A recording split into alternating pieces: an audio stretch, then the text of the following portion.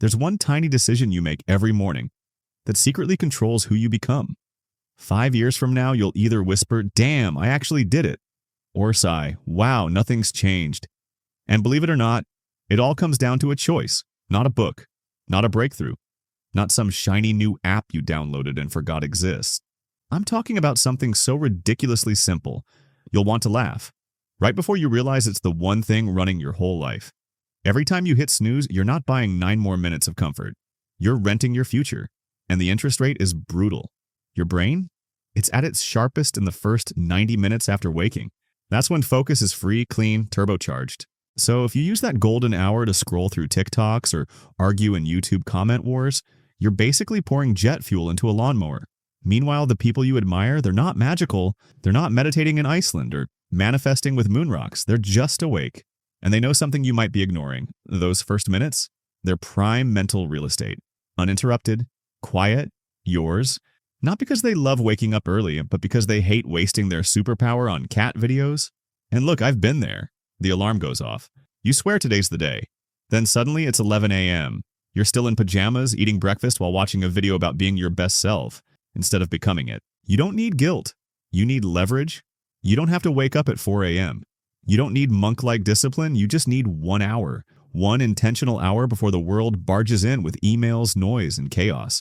Because that hour, it's not just morning. It's your mental launch pad. Your dopamine's flowing. Cortisol's rising just enough to wake you up, not burn you out. And your brain?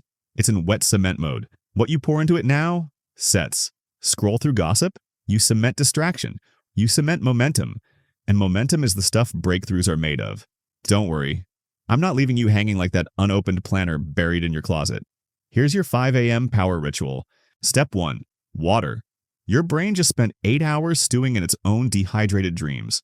Refill the tank. Chug like your ambition depends on it, because it does. Step 2.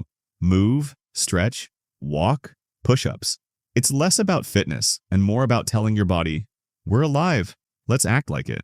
Step 3. One goal, just one. Not a to-do list longer than a CVS receipt. Pick one domino, knock it down. Tomorrow gets easier. Step 4. Learn. Read 5 pages. Watch a video that doesn't include the words, "Bro, trust me." Feed your mind before your inbox poisons it. Step 5. Protect. This hour is sacred. No texts, no scroll. You're the bodyguard. Your focus is the president's baby. Nothing gets through. This isn't just about mornings. It's about identity. Who are you becoming when no one's watching? Here's your quick test. When you wake up, do you drift or do you drive? Every time you choose intention over autopilot, you're voting for the future you want. Not with words, with action. You're casting a ballot for the version of you that's focused, trusted, respected by yourself.